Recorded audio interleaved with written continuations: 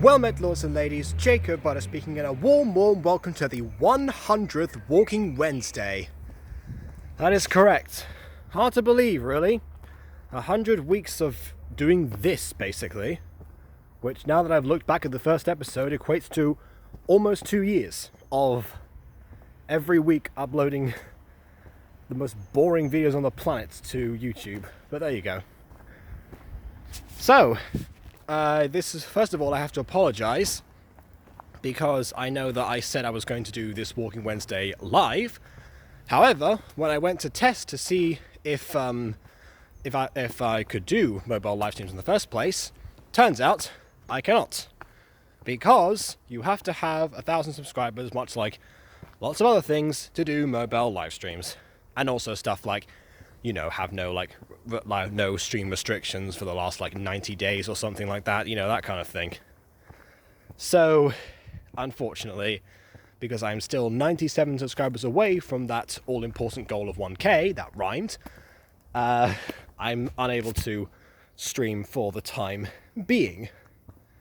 So, yeah, I don't know. I don't really have anything to say about that, so I apologize. We'll see. I'll definitely, to make up for it, as soon as I hit 1K, if that ever happens in this, on God's green earth, quite honestly, then I will do the next Walking Wednesday live. Not the next one after this, I mean whichever one comes after hitting that milestone, because my lord, it's been a long time coming. If you're wondering where on earth I am right now, well, so am I, honestly. I was going to make up for what happened, I was going to go and record down in the town centre, but because that would quite literally be going the extra mile for me, or the extra however long it is. I don't know. I don't know how long a mile is. I'm British. No, so, but yeah, on the way I discovered this little path here, and I thought it was going to be a longer journey. So, turns out it was not. I know, that basically just leads back to the main road again, over there, and that's it, that's the way I came. Obviously, I'm not going to end the Walking Wednesday here, because this is still a Walking Wednesday, so I'll have to tell you what's been happening within the week. And there's a few things to tell. If you saw my last live stream, there's a few essential things that I haven't really elaborated on, so I'll do that, definitely. But maybe as I near the town centre, I might actually do something I haven't done in a while, which is pause this video and then keep recording later as it goes along. We'll see. I think that is what I will do. Yeah, I'm getting back to the main road again, so in just a few seconds I will do that. Also, as far as scheduling the live stream went, I didn't see anyone actually comment on the last video, so basically it would have been whenever. I was planning to do, obviously, schedule it sometime around now, but it didn't really work out that way. I don't know. It doesn't really matter. Okay, pause time. Okay, I think that's the last of the cars. No, it's not. There's clearly still a bunch of them behind me. So I'm on the high street now, where we usually don't get a lot of cars, but as soon as I'm about to turn my recording on, one of them appears, because that's always what happens when I do this. It wouldn't be episode 100 of Walking Wednesday if we didn't have all of the tropes in there of the series, which is weird. This series of me walking around telling people about my week has tropes. Oh no, does that mean there's a dog that's going to jump at me or something soon? Because that's happened too many times already. I really don't know. We'll have to see. I'm liking how quiet it is around here. I was expecting there to be a lot of people that I had to maneuver past, which is infinitely preferable over a bunch of cars. But no, honestly, I'm pleasantly surprised. I can hear the distinct rumble of engines a while back, and also the cars on this road can't really go that fast to begin with, so the engines aren't really that bad in the first place. So all in all, I think I'm actually doing fairly well. Okay. Which is not what can be said for my schedule. Because yeah, that's a thing. So people would have noticed in my last stream that I wasn't exactly in the best of states when I started that up. And yeah, I said I was going to go a little bit further into detail here, so I will, basically. So what happened was that I was getting bogged down by yet another deadline for yet another assessment, even though I just handed in one of them. That happens a lot, obviously. I'm not complaining about the system itself rather than my methods of coping with it. So what happened was, yeah, that deadline is coming up quite soon, so Friday, I believe. It's actually not made 100% clear, which is always helpful. The reason I say that's because on the dashboard of the site that we use to control all that kind of stuff at the university, it actually says due Friday the 27th, yet Friday is the 23rd, and not only that, but also the fact that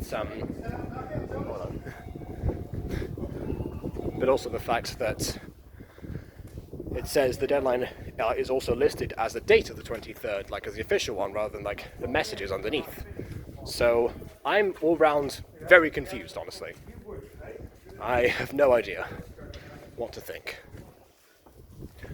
But yeah, I'm gonna get it finished by Friday.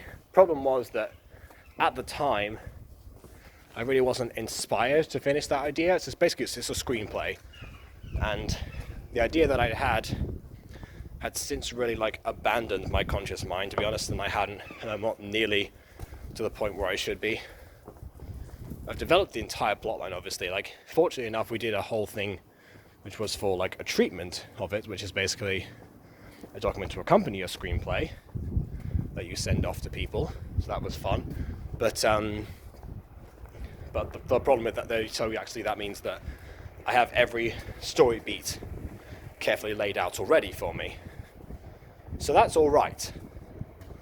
But yeah, the idea itself, like the inspiration for it, didn't really come to me. And then when I did look at the inspiration for it, which was a music video and a short film, I then made the mistake of looking at a review of said short film and explaining why it was all garbage. And the problem with that one is that the short film in question is The Review Must Go On by Doug Walker, you know, one of the most famously hated YouTube creators of all time, and also somebody who and also what was I gonna say? Basically that. But somebody who I have watched for years, since about 2017, and I continue to defend despite knowing a lot. You know, I don't defend everything that he's done, obviously, like, or the company that he basically represents, even though he's not the head of it. But yeah, all in all, it's not very it's never really good whenever I look at those reviews of people critiquing, except for The Wall, because I didn't like that review either. But yeah, in terms of The Review Must Go On,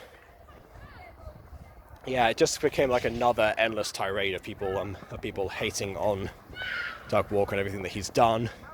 And obviously, you know, the fact that the film itself kind of deifies his own character for the millionth time. Although I did find a couple of holes in that idea, obviously, like particularly when that reviewer said that his videos of the past, like the classic era of the nostalgia critic, were Critic had much more heart to them and were therefore way better, and yet there is an episode of that, oddly enough, the 100th anniversary of something, where he says, "I am your Jesus." So I feel like it was a lot more blatant in his Messiah symbolism back then than he is now during his modern days. Not to mention, of course, the fact that that person said, "Oh yeah, I fell in with the new cast of Nostalgia Critic for several reasons." They just see like a post of a couple of tweets from the two main new cast members, Malcolm and Tamara, where one of them is saying that, oh yeah, no, I've had a great experience. That the change the challenge document doesn't represent me or whatever, and then the other one just retweets that same one, and that's it. So it kind of implies that the person saying having a positive experience there was the reason that they deserved hate. Like, how dare you enjoy your job, kind of thing. It was a very weirdly constructed thing to say. And yeah, the reason that kind of put me in the dumps is because I didn't think of that angle until a little bit later. I think a lot of angles to listen to a little bit later. I listened to every minor problem with it, how bad the cinematography and lighting was, the fact that Lindsay Ellis and Lynn Carr did not want to be there, which, let's face it, they didn't. That's a legitimate problem. It just did not sit well in that regard. Because part of it was right, part of it was definitely, still, oh yeah, don't spread hate to people except this particular person who everyone seems to hate anyway. Therefore, let's just add to that. So I always wonder. It comes to times when I see a bunch of other YouTubers that I watch, particularly invalidating anything that Doug Walker has ever done or says. He's an inherently bad critic in all angles. Yes, maybe his stuff isn't entirely funny, maybe his acting can use a bit of work sometimes, but not all the time. I feel like his character is fairly solid. But yeah, sometimes the criticism, there's a lot of people are missing out. Maybe they don't wish to delve deeper into the rabbit hole of the person whose content is so stained. But yeah, for example, Cynical Reviews a while ago when he did a live stream talking about the worst review he'd ever seen, which was where somebody did a review of Lord of the Rings and had a lot of Nostalgia Critic clips and car, right.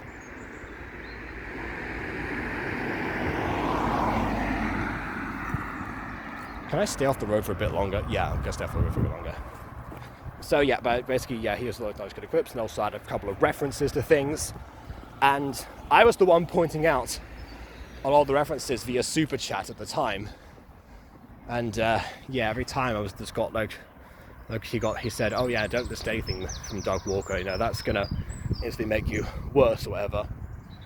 I really don't think that's the case, but the more I think about it, the more I feel like I'm alone in that. So basically, linking all of that back together, because it was related to what, put me in the dumps and everything, was the fact that I had this screenplay inspired by an idea that I got from Walker, having just was witnessed invalidation number umpteen cajillion of him, and then afterwards just then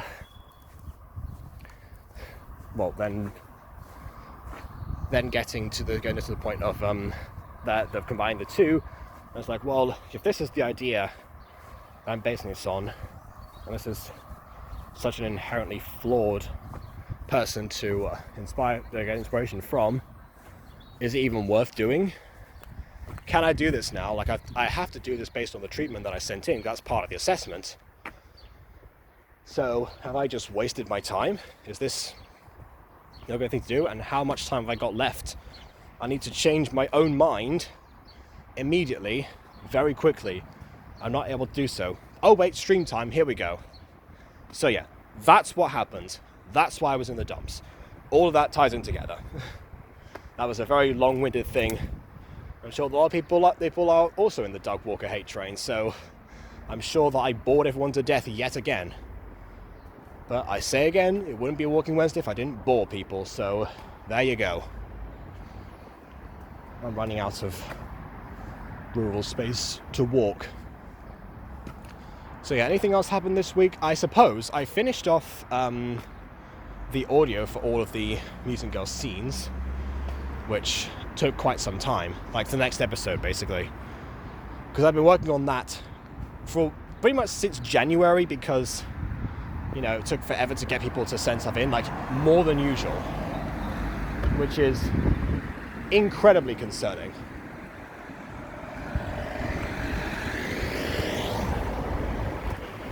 So, yeah, because Adri was ever more inaccessible, and also clearly not going through something himself, because the lines that he sent me sound like he was dead inside. It's also the first time that he sent me lines without having me direct him myself, because yeah, that's usually what I do. Then of course there was William complaining there was a bunch of things going on at school, and he's also got a scene to do for that, even though it's the shortest one ever, so I might just ask him for images to do it myself, I'm not even sure.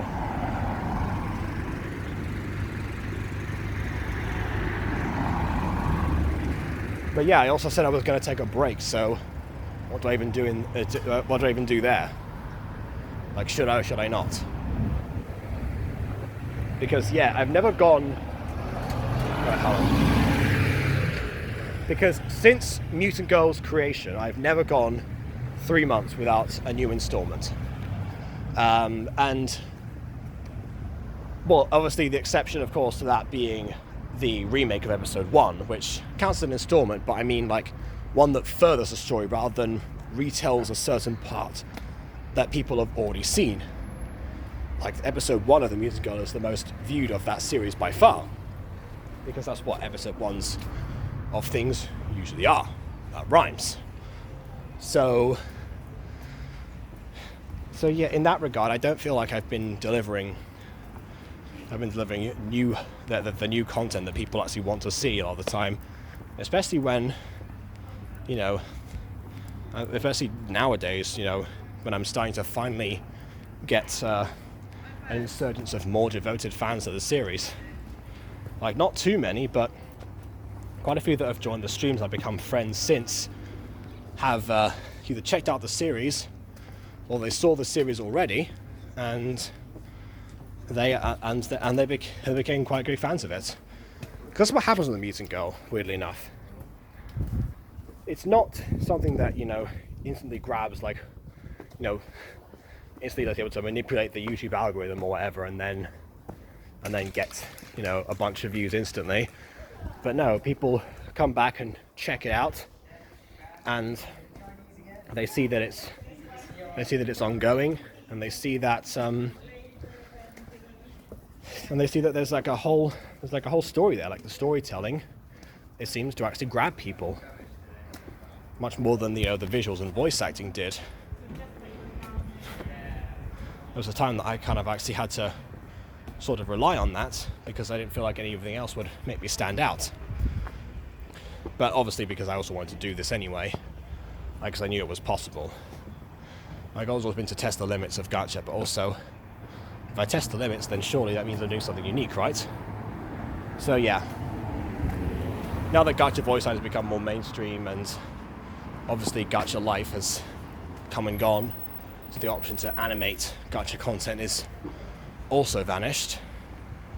It's not quite the same. So yeah, now what stands out is basically the story and the fact that it's the longest running gacha series.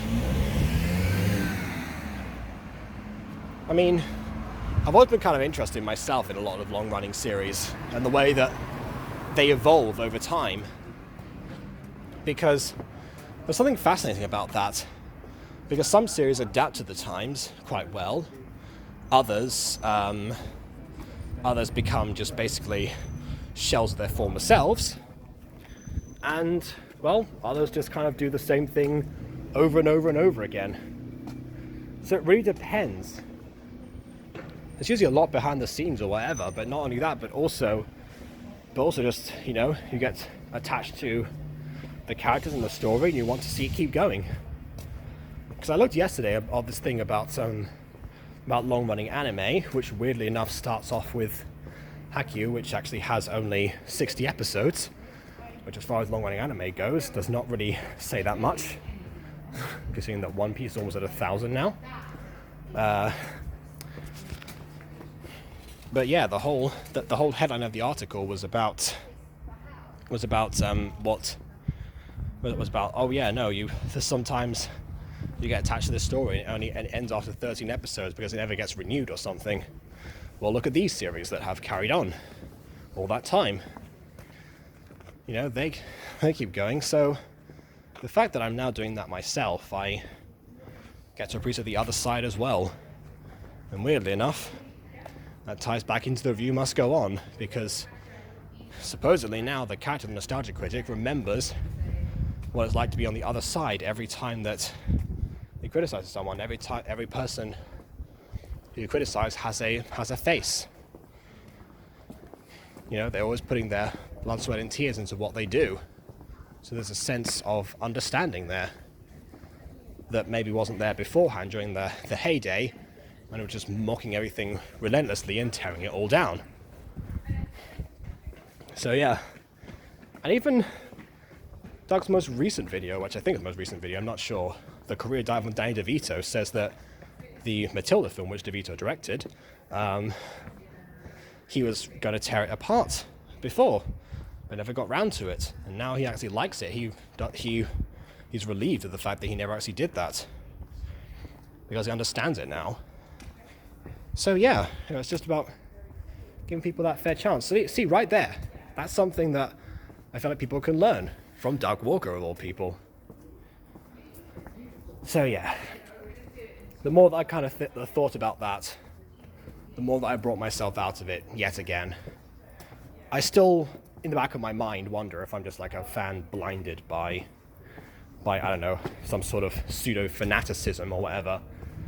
But on the other hand, I think if I can look at something as insightfully as Doug Walker, and then, but also tear it apart if I want to, and, you know, make a couple of jokes every now and then, but also understand what it's like to be on the other side and do something, and maybe how to do something better, or take whatever I can and learn from what's being shown to me, then I think that I'm doing the right thing. That's where stuff like Gotcha Review comes in, because I review stuff obviously that is way far below. Like, oh, bus.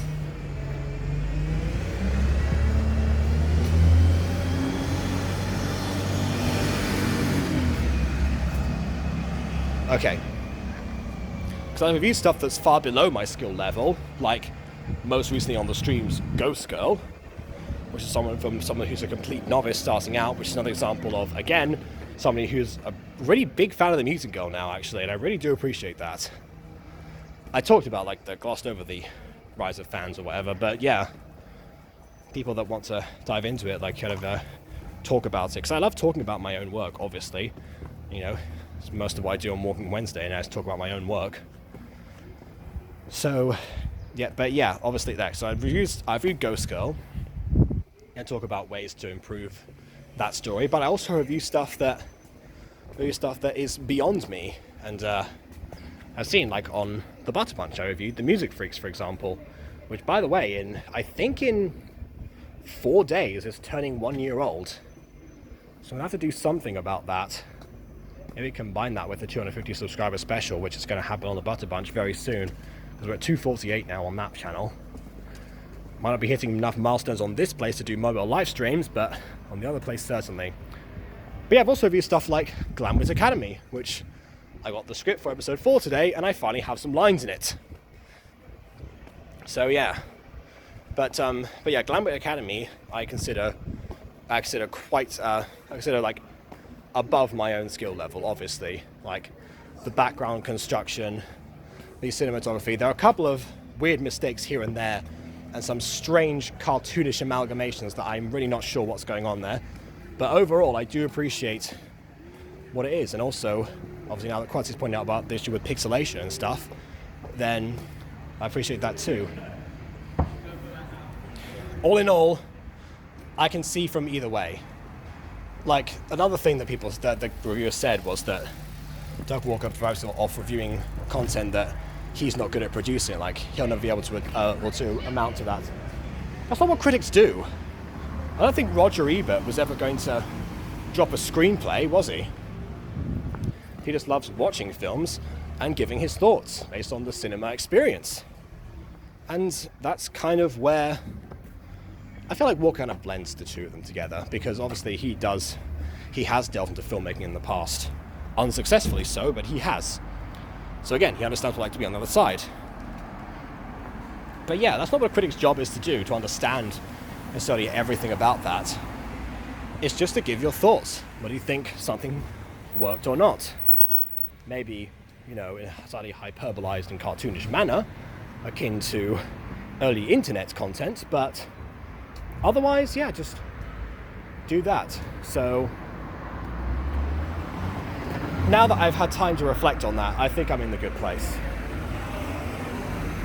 Not to mention also, but I mean, apart from like that screenplay. But yeah, even then, even that screenplay, I'm now thinking, yeah, you know what? I'm going to keep being inspired by this idea. I'm just going to churn this out, maybe as quickly as possible, but also with the sense of heart that apparently was missing this whole time. So yeah, now that I'm on this noisy road again, I'm going to stop here and head my way back home. So please leave a like or dislike because your opinion matters. Subscribe if you've not done so already so that I can actually, mobile live stream. 97 more of you, please. And on that note, until next time, farewell, and thank you for watching 100 episodes of Walking Wednesday.